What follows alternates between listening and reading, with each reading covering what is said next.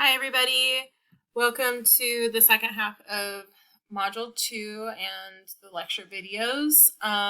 This slide is just going over those due dates. I went over these as well in the first lecture videos on Tuesday. So we have wrapped up Module 1, so everything from the last couple of weeks is now past due. And you have another week, you have until the end of this module to get any tardy work in. And if you plan to do so, you'll need to also contact me when you do that. So for this week and module 2, since again this module is only a week long, we're reading through chapter 2, Communication and Design, and the text, Geospatial Concepts and Fundamentals of Geospatial Science. You're watching the lecture videos, and then we are still wrapping up part 2 of the lab from last week for module 1, the basic QA/QC. That's a pretty easy exercise, and so that should hopefully either be done by now or you plan on getting that done as soon as possible. It's due at the end of this module as well.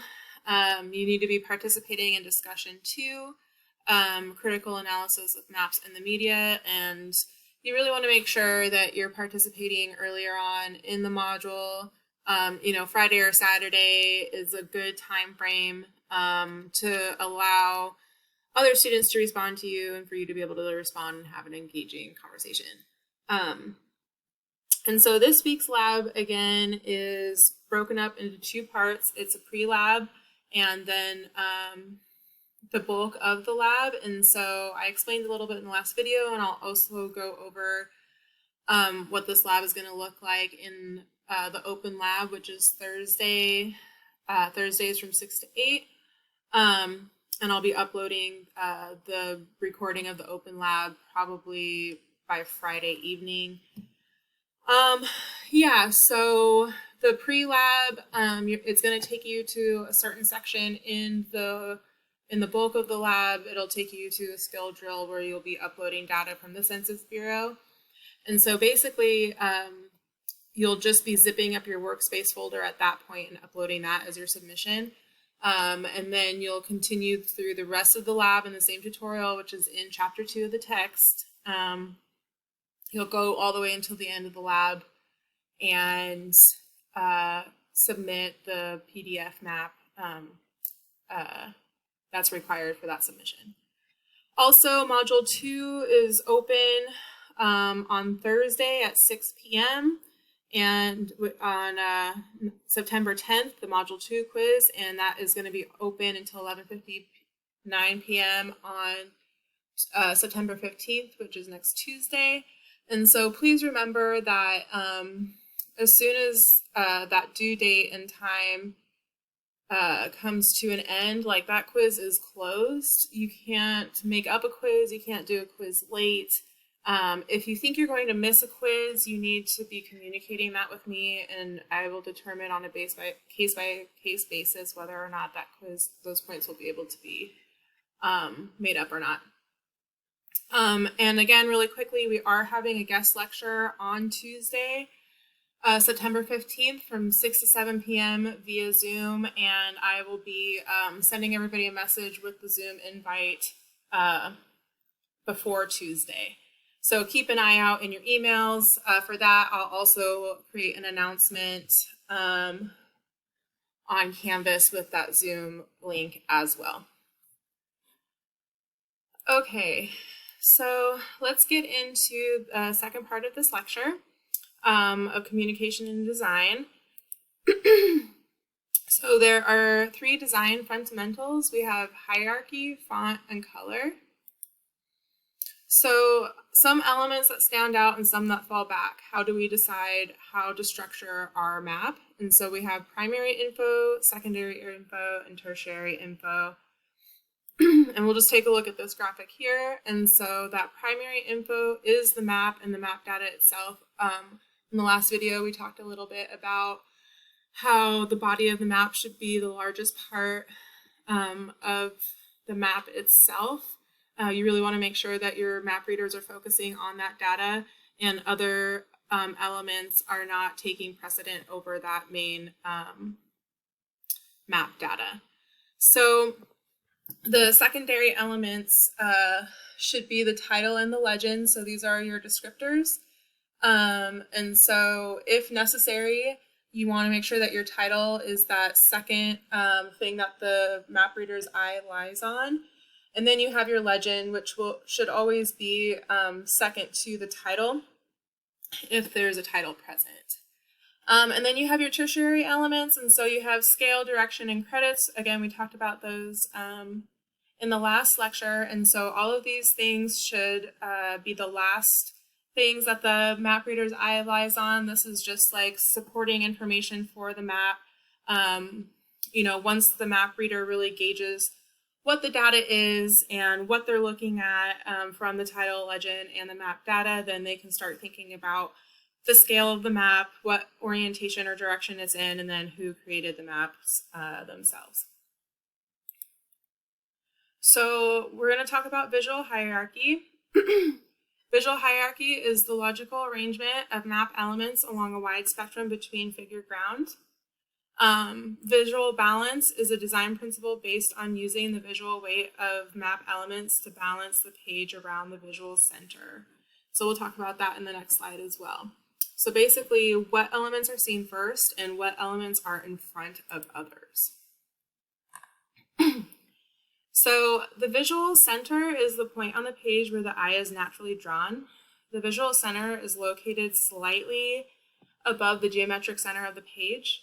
Elements placed near or above the visual center are more prominent than features below and will rise in visual hierarchy. For this reason, map titles are typically placed near the top of the map, while supporting elements such as a scale bar are placed near the bottom. Like visual hierarchy, visual weight depends on how much a map element attracts one's eye. The heavier the weight, the higher in visual hierarchy. Visual balance attempts to leverage elements with heavier weight against elements with lighter weight using visual variables in order to produce a balance across the page. Elements that appear out of balance will draw the map reader's eye and rise higher in the visual hierarchy, which can be undesirable. Large objects have more weight than smaller objects, meaning they draw the eye. Here, as we can see in this part of the diagram, the larger circle is more dominant. Even though they have the same color, the map reader's eye is naturally drawn to that larger circle.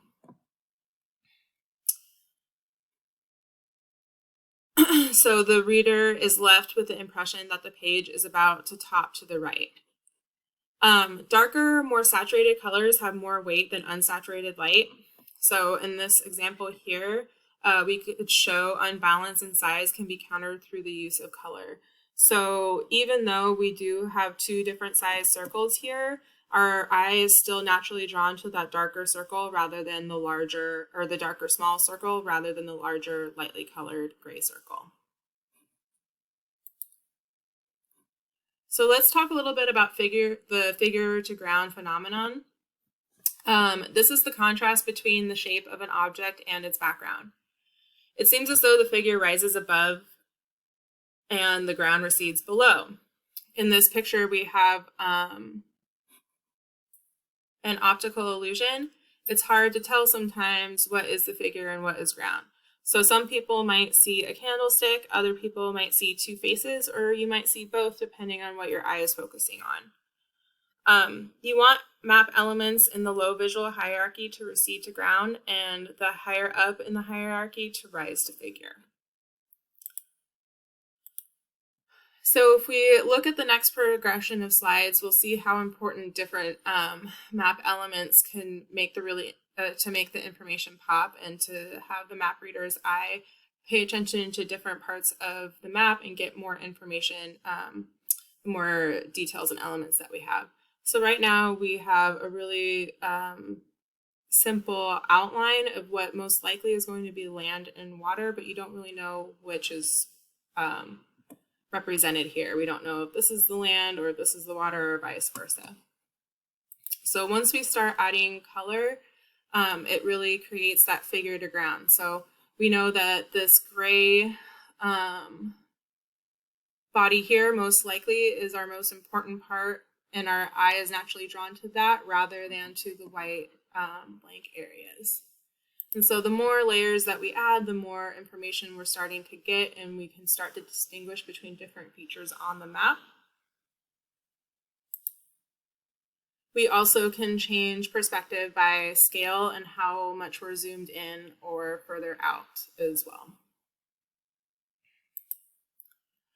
We also have intellectual hierarchy, so we want to really decide what elements need to be read first or made to stand out. Also, what elements need to be suppressed for clarity or lack of importance. So let's take a look at this slide here. So we have an example of poor visual hierarchy and good visual hierarchy.